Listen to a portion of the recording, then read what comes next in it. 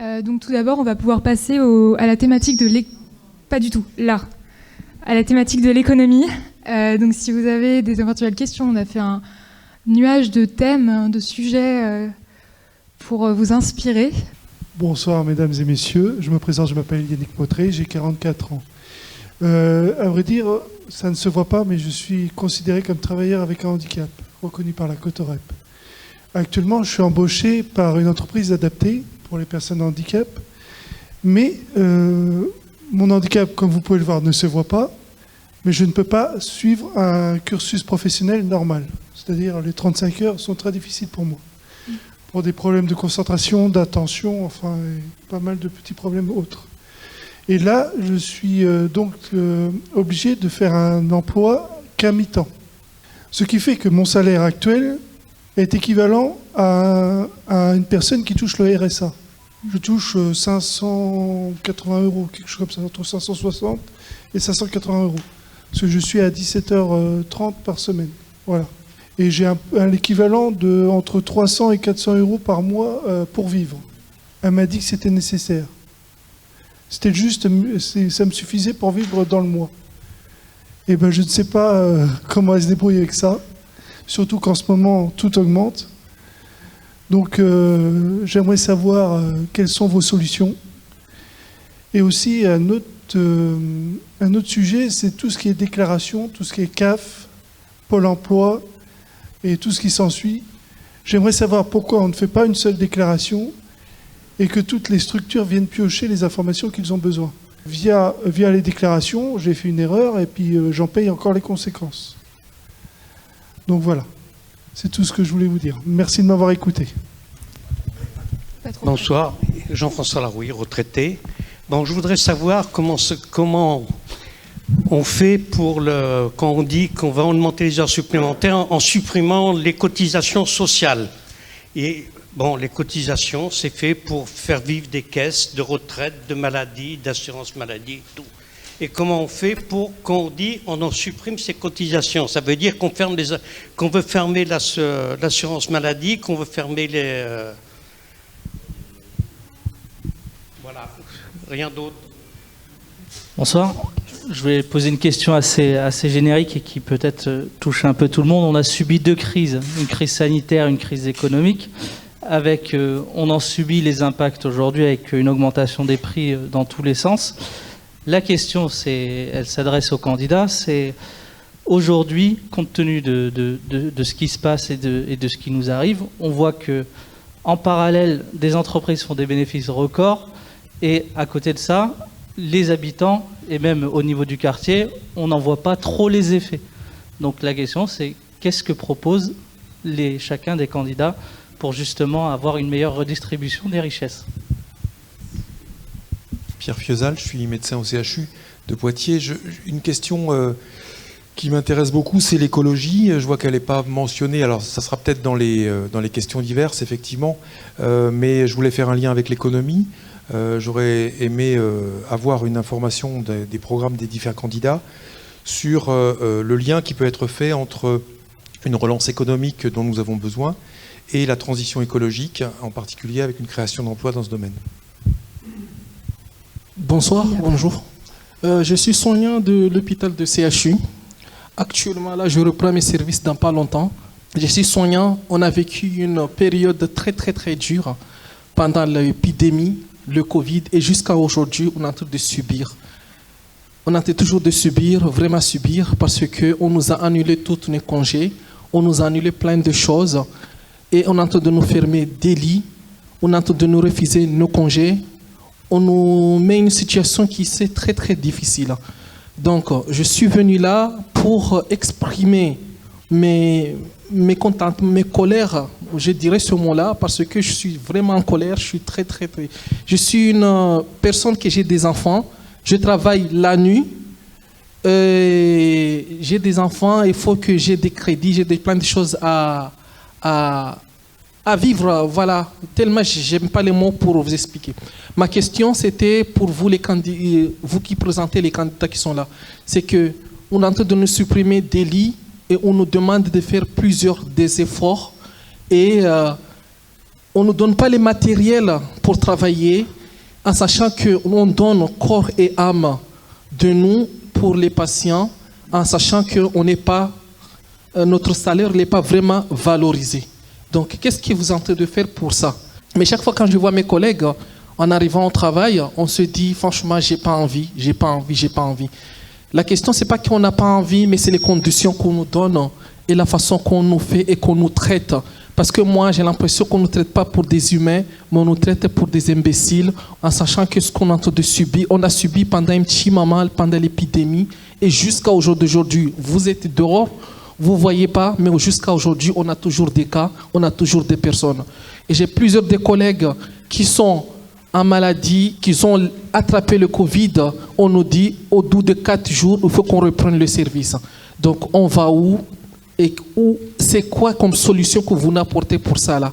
Nous, on demande qu'on a des matériels, on demande qu'on a des moyens, qu'on nous donne les moyens, qu'on recrute, en sachant qu'ils ont mis une solution, ils ont mis un truc comme quoi que ceux qui ne sont pas vaccinés, ils ont été virés. Vous vous rendez, c'est inadmissible qu'ils n'ont pas été vaccinés, ils ont été virés, en sachant qu'on cherche des personnes pour travailler, mais le peu qu'on a, on s'est en train de les virer parce qu'ils ne se sont pas vaccinés. Vous vous rendez compte? Quelles sont votre solutions pour nous les soignants, qu'on puisse faire notre métier tranquillement et que chaque fois le matin qu'on va au boulot, qu'on n'a pas le boule au cœur, en sachant qu'on a des humains en face de nous, qu'on doit les soigner, mais on y va en reculant. Quand on le regarde, on n'a pas envie de les soigner parce que les conditions qui sont, ils sont horribles, et les conditions qui sont, vous vous rendez compte. Franchement, je ne sais pas si vous vous rendez compte.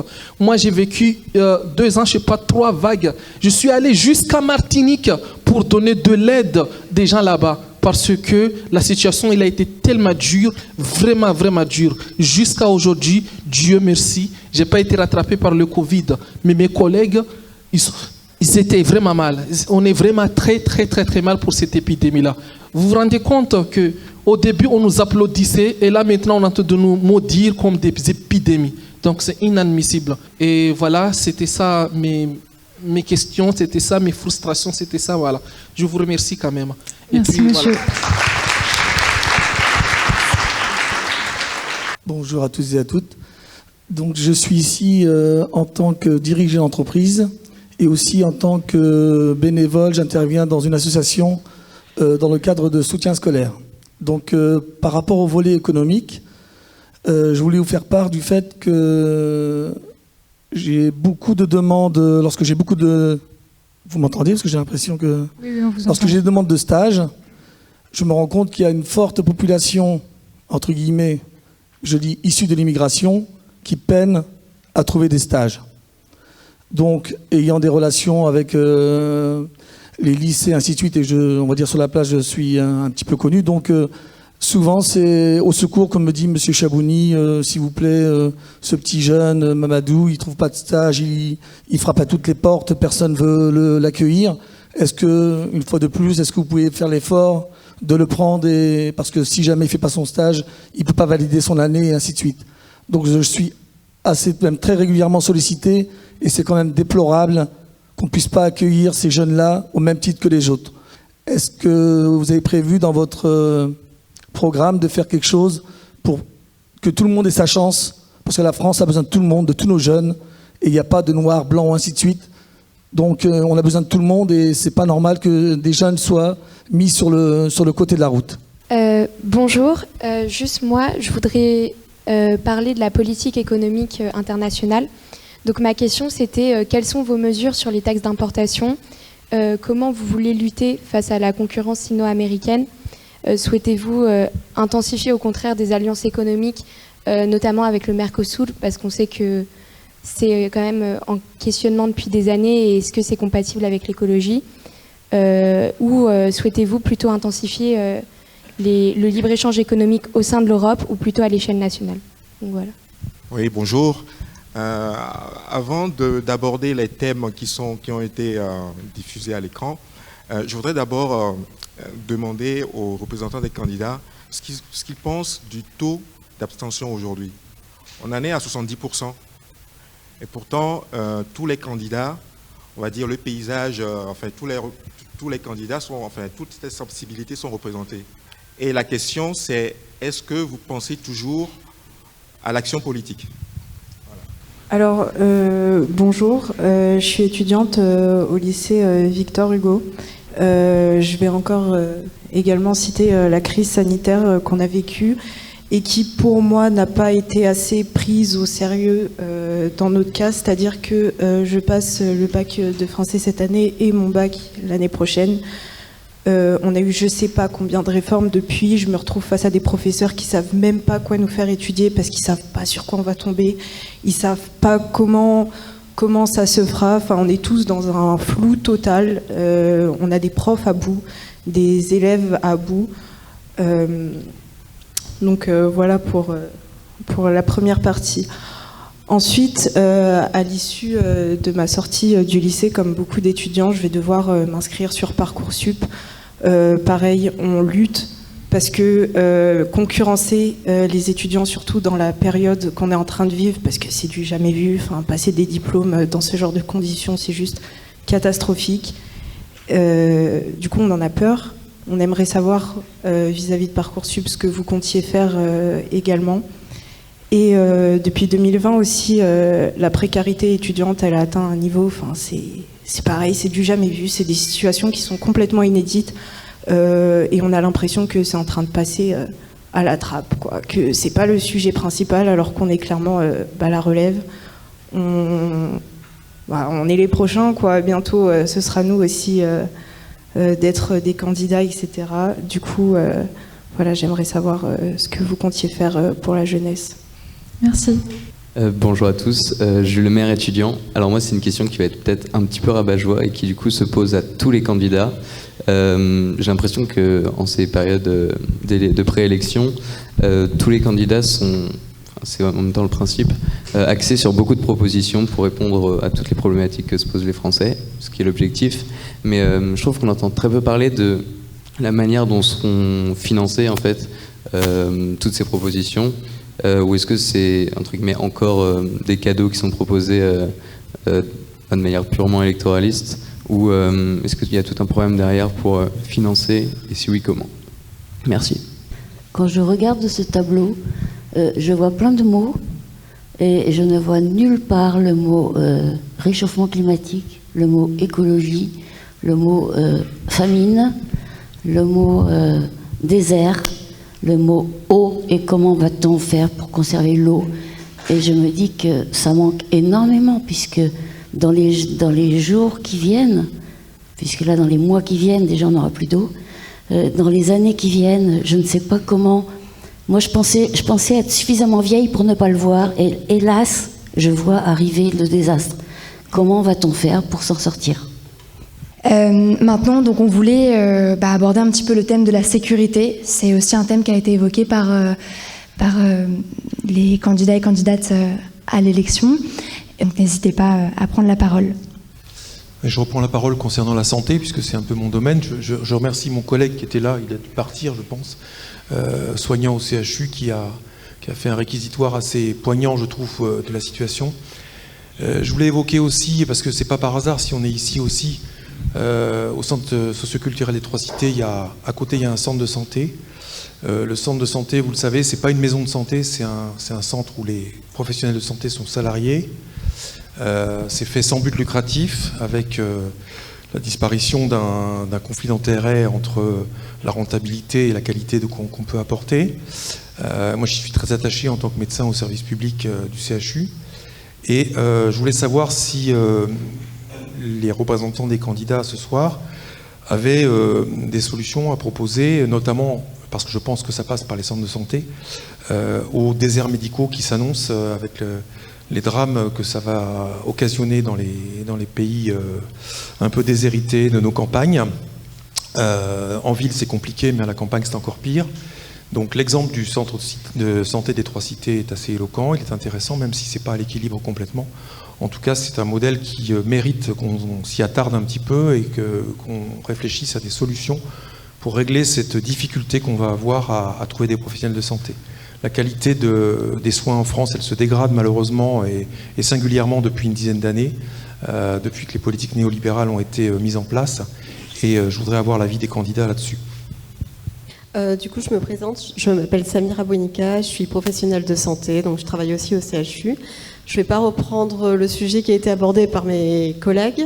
Effectivement, il y a des déserts médicaux partout au niveau national.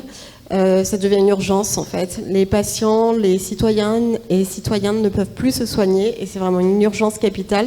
Et la réponse doit être immédiate. Augmenter le nombre d'étudiants formés en médecine ne suffira pas. Il faut une réponse plus immédiate. Donc ça, c'est un sujet qui est très important. Là, je me sens particulièrement bien inspirée par ce nuage, tristement bien inspirée par ce nuage, en fait. L'autre sujet que je souhaiterais aborder avec vous, c'est justement la question ou le fléau, je dirais, des violences faites aux femmes, en fait, puisque non seulement je suis professionnelle de santé, mais je suis aussi investie dans plusieurs associations qui essaient sur le terrain de lutter contre ce fléau-là. Et du coup, ma question, elle est à l'ensemble des représentants de tous les candidats. On parle c'était la grande cause du quinquennat, du coup, de lutter contre les violences faites aux femmes. On a entendu beaucoup de choses. Moi, je peux vous dire que sur le terrain, concrètement, on n'a pas vu grand-chose, en fait. Il y a des femmes qui continuent d'être harcelées, violentées, assassinées. Il y a des mesures plus concrètes et plus rapides qui pourraient être mises en place, en fait, et je voudrais savoir justement ce que les candidats ont à proposer en mesures concrètes, pratico-pratiques. Et je pense notamment à la justice. À un moment donné, personne ne se dit qu'il y a une réforme de la justice à faire, puisque quand on écoute les femmes victimes de violences, en fait, on se rend compte que non seulement elles ont fait appel à la justice à plusieurs reprises, mais que la justice ne les entend pas, ou alors que quand la justice les entend, en fait, la réponse qui est faite n'est pas du tout adaptée et ne les protège pas. Donc j'aimerais bien savoir à un moment donné si on va se réunir autour d'une table, en fait, si les candidats vont se dire, ben non, il y a une réforme de la justice à faire, en fait. Parce qu'au final, on se rend compte que le véritable problème est aussi la réponse qui est non adaptée de la justice. Alors certes, la justice n'a pas de moyens, n'a pas assez de moyens, mais du coup, on n'en parle pas du tout. Et je vous parle du fléau des violences faites aux femmes, mais du coup, ça touche aussi tous les autres domaines, la délinquance, etc., etc. Dans tous les domaines, on se rend compte que la justice n'est pas adaptée, en fait, que la réponse faite de la justice n'est pas adaptée. Et nous, en tant que citoyennes, citoyens, on attend une réforme de la justice. Donc là-dessus, on n'en entend pas beaucoup parler, en fait. Donc voilà, pour ma question, c'est que proposent les candidats au niveau de la justice? Bonsoir. Moi, je voulais réagir parce que le terme de la sécurité occupe effectivement beaucoup cette campagne, et notamment autour des questions de délinquance. Et du coup, j'aurais voulu un petit peu savoir ce que comptaient faire les candidats pour lutter contre la délinquance du grand patronat, des gens qui volent l'argent dans les paradis fiscaux, etc. Parce qu'on a tout le temps tendance à vouloir parler de la délinquance des pauvres. Donc moi, j'aimerais qu'on parle de la délinquance des riches et savoir comment on va lutter contre ça.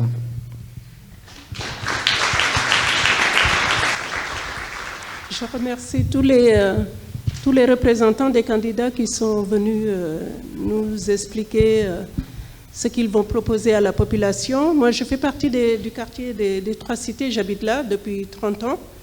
J'habite Poitiers.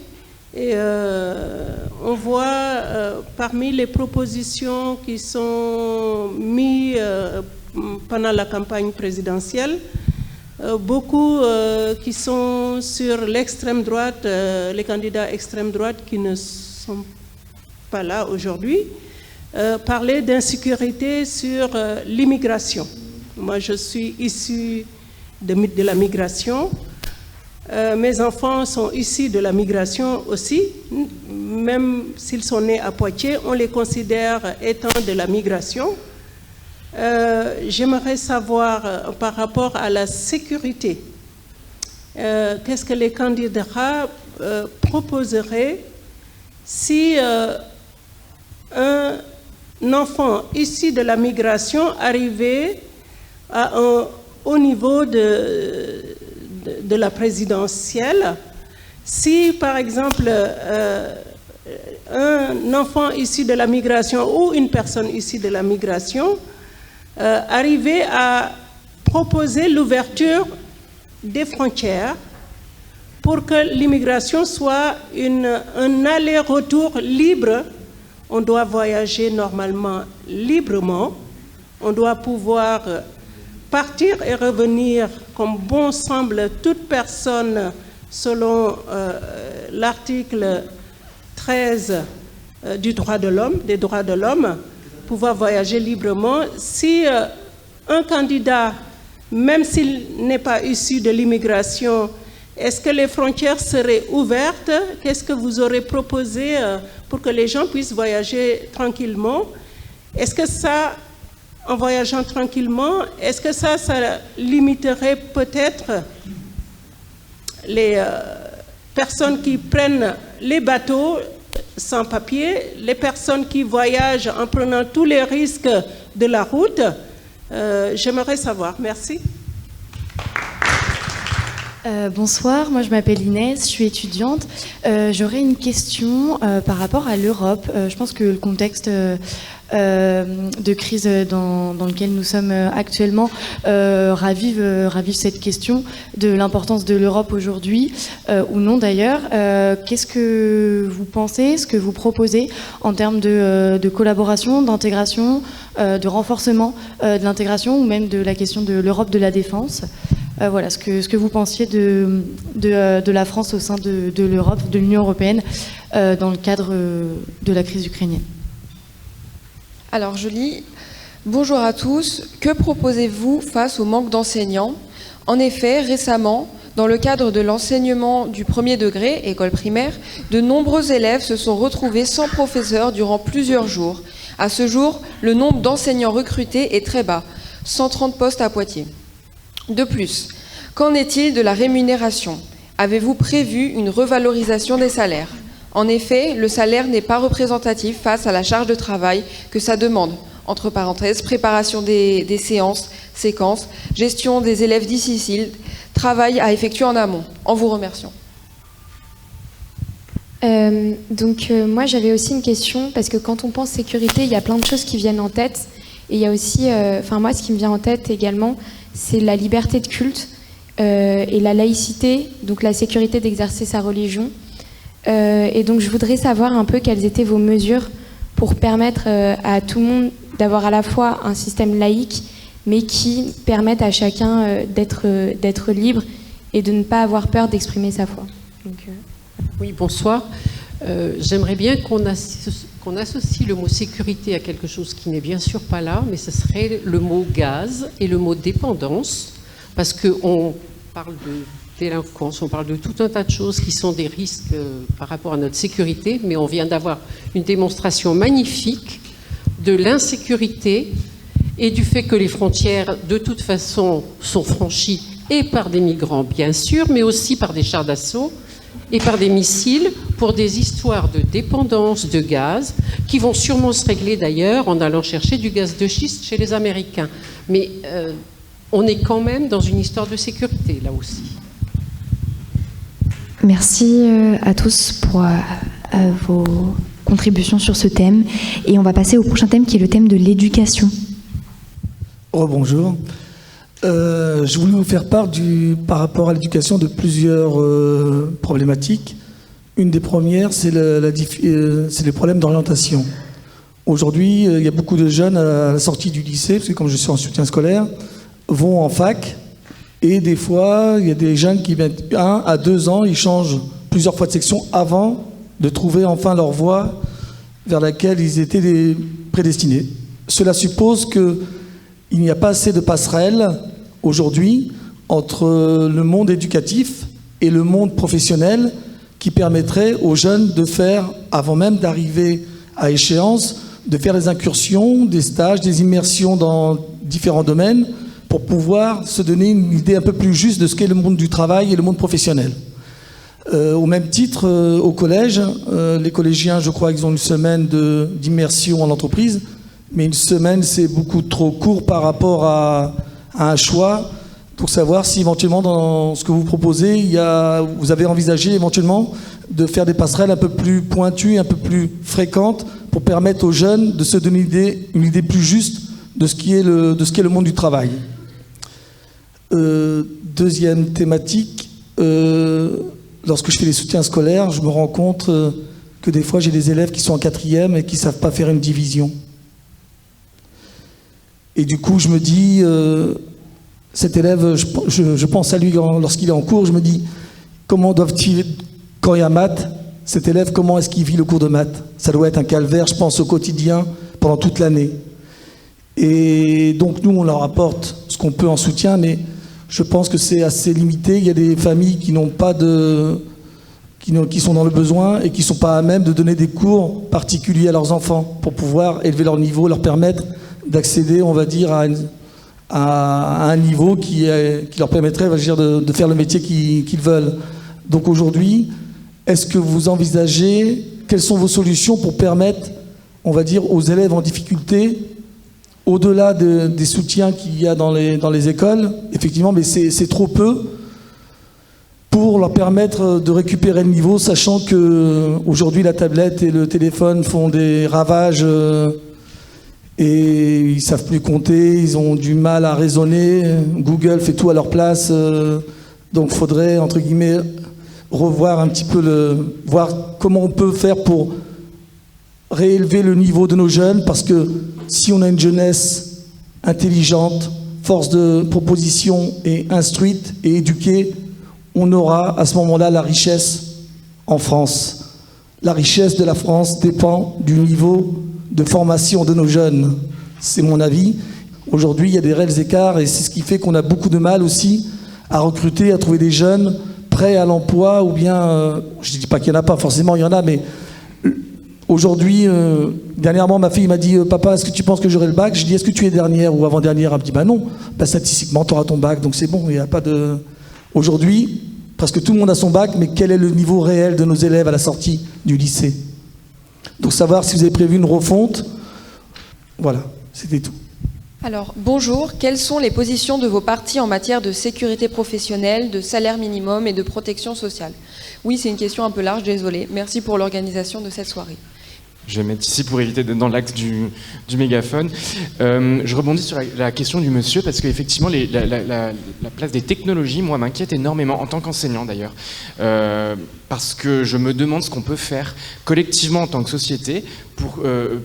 quand on constate les problèmes de concentration, les problèmes du fait qu'on est dans une culture du zapping, où les élèves ont du mal à rester et à acquérir des valeurs de concentration, d'approfondissement.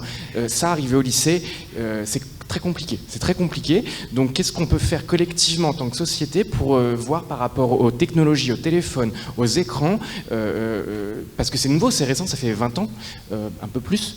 Bon, donc ça serait une première question. Et puis après, je crois que pour les problèmes de l'éducation, il y a un diagnostic qu'on pose tous sur les difficultés. Effectivement, il y a des difficultés. Moi, j'aimerais beaucoup, en tant qu'enseignant, amener les élèves vers de l'autonomie par rapport au savoir. Et ce qui était possible autrefois dans des écoles beaucoup plus sélectives, aujourd'hui, c'est très compliqué de le mettre en œuvre parce qu'en fait, il y a le problème des bases.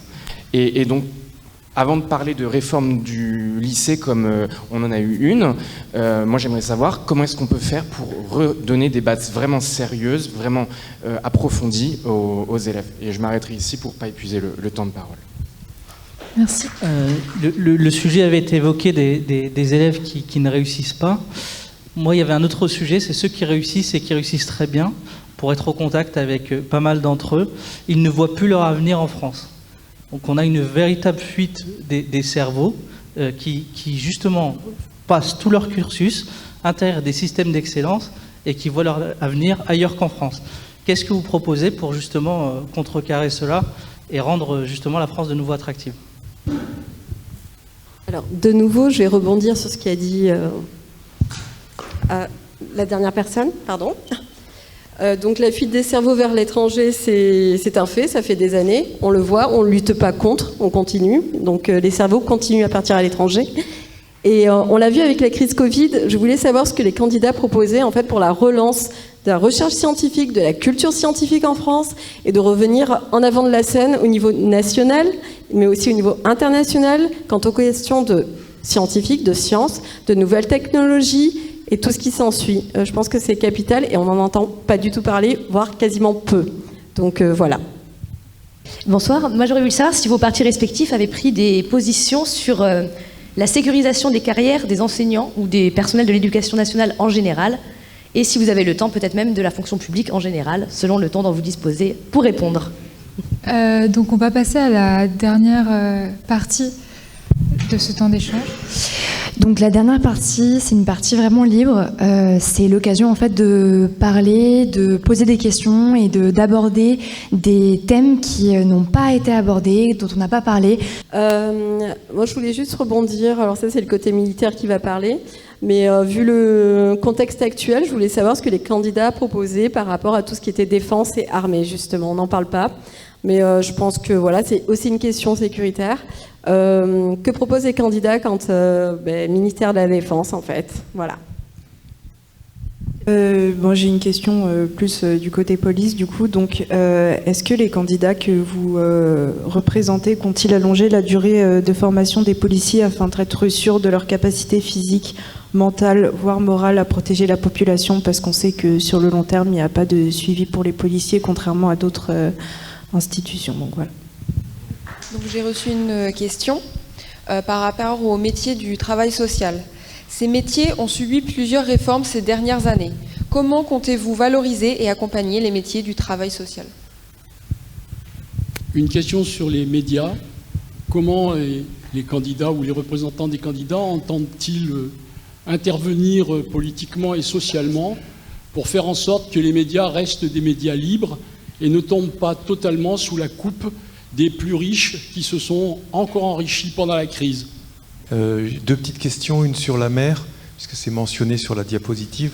On est un pays qui a des kilomètres, des milliers de kilomètres de côtes, et il y a peut-être moyen d'avoir une exploitation raisonnée de ce littoral. Donc est-ce que les représentants des candidats peuvent en dire quelques mots s'il y a quelque chose de prévu dans les programmes? Ça, c'est la première question. Et pour aller dans le même sens que sur le travail social tout à l'heure, je pense qu'il faut aussi inclure dans cette catégorie socio-professionnelle le médico-social qui a pris extrêmement cher durant ces 10 dernières ou 15 dernières années, avec des modifications de leur statut, notamment les psychologues, avec des modifications de terminologie qui les dépassent complètement et qui font basculer des pathologies psychiatriques, en particulier sur l'autisme, vers le handicap, afin de décharger, entre guillemets, les pouvoirs publics de leurs responsabilités. Donc j'aimerais savoir également comment se positionnent les divers candidats sur ce thème. C'est une question sur la citoyenneté et la représentation des citoyens. Il est extrêmement difficile pour les femmes en particulier d'avoir du temps libre quand elles ont un travail, des enfants et éventuellement des mandats. Dans le domaine syndical, il existe des heures de délégation syndicale qui permettent aux gens d'aller faire de l'action syndicale au nom de l'ensemble des travailleurs et qui sont rémunérés comme du travail. Il n'est pas pensable qu'au niveau politique, on n'envisage pas des choses de ce type. Parce qu'il n'est pas possible de dégager du temps, ou alors on a effectivement des représentations nationales qui sont composées essentiellement de gens qui peuvent prendre leur temps pour aller causer à notre place. Or, de temps en temps, ce serait bien qu'on puisse nous aussi aller causer. Alors moi, je suis hors des clous, vu mon âge, mais les heures de délégation, c'est des heures extrêmement importantes pour changer complètement la face de la représentation nationale. Je vais revenir sur le sujet de l'handicap, concernant le thème de la discrimination. Malgré que mon handicap ne se voit pas, j'ai eu quelques propos assez blessants concernant mon handicap. Vu que j'ai un problème d'attention et de concentration, je suis victime d'une certaine lenteur, entre guillemets. J'ai demandé à avoir un emploi en intérim, donc je me suis présenté à l'agence, j'ai expliqué mon cas, et la dame m'a posé cette question telle qu'elle. Mais monsieur Mautré, avez-vous déjà chronométré votre lenteur? Assez blessant, déjà. Et j'ai eu aussi une autre fois, on m'a, en conclusion de mon travail que j'ai effectué dans une entreprise, il était écrit que soit je ne comprenais pas, ou soit je faisais semblant de ne pas comprendre. Alors que c'est pas du tout, c'est sujet à mon handicap directement. Et la dernière chose, c'est on m'a dit aussi que je me servais de mon handicap pour pas en foutre une. Alors voilà. Est-ce que vous supporteriez ces messages malgré que vous faites tout pour vous en sortir. Voilà, c'est tout ce que j'ai à vous dire. Merci. Bonsoir. Donc, je me présente, Othman Saoud, cabinet Rassus sur les couronneries, quartier des couronneries, donc quartier prioritaire de la ville. Je suis content d'être là et de voir qu'il y a un peu de monde quand même. Donc j'ai écouté le monsieur à côté de moi qui parlait d'handicap. Et je travaille en partenariat avec une association Solidarité Handicap 86, représentée par Jean-Luc Carillo et avec son fils Benjamin, qui souffre de trisomie 21. Aujourd'hui, je travaille sur un quartier prioritaire de la ville, donc avec des stagiaires, des alternants, bachelor banque assurance. On ouvre des agences immobilières sur le territoire français. Je voudrais savoir en fait sur la ville et sur la région, ce qui pourrait être mis en place pour les jeunes issus de l'immigration ou des quartiers dits prioritaires. Et ensuite, qu'est-ce qui pourrait être mis en place pour lutter contre tout type de discrimination, que ce soit à l'embauche, au logement, au travail, donc, et essayer de, comme on le fait aujourd'hui avec l'association J'aime la France, J'aime ma ville, en intervenant sur les quartiers, donner envie aux jeunes d'entreprendre ou de travailler sur le réseau salarié. Ça passe aussi par le vecteur du sport, comme les clubs qu'on a sur la ville, hein, que ce soit le Stade Poitvin Football Club, le rugby, le volley, etc. Donc je pense que l'éducation passe par nos jeunes, qui sont l'avenir de ce pays. On a divers partis qui se présentent donc aujourd'hui, divers représentants qui sont là ce soir. Pour moi, je suis apolitique, premièrement, et je pense qu'on a tous une fibre, on a tous été jeunes, on a tous une éducation, qu'elle soit de n'importe quel horizon, n'importe quelle origine. Et je voudrais savoir sur la région et sur la ville principalement, qu'est-ce qui pourrait être mis en place pour aider nos jeunes à s'intégrer, à suivre leurs études, à passer par le sport, et ensuite qu'est-ce qui peut être mis en place pour lutter contre les discriminations, qu'elles soient sur le handicap, sur les origines, à l'embauche. Voilà, merci. Bonsoir. Je voudrais savoir ce que vous proposez par rapport à la lutte contre les discriminations, contre le racisme. Il y a une montée de racisme ces dernières années. On sent un matraquage des partis politiques sur la question, par exemple, des musulmans. Quel est le parti qui va chercher la phrase qui est vraiment crash pour avoir plus de voix d'extrême? De plus en plus de partis politiques vont vers le lexique de l'extrême droite. On sent ces dernières années, les musulmans sont très désignés. On sent un climat des années 30 où les juifs étaient désignés. J'ai dans mon entourage de plus en plus des jeunes musulmans qui commencent à réfléchir. Est-ce qu'on peut vivre encore en France?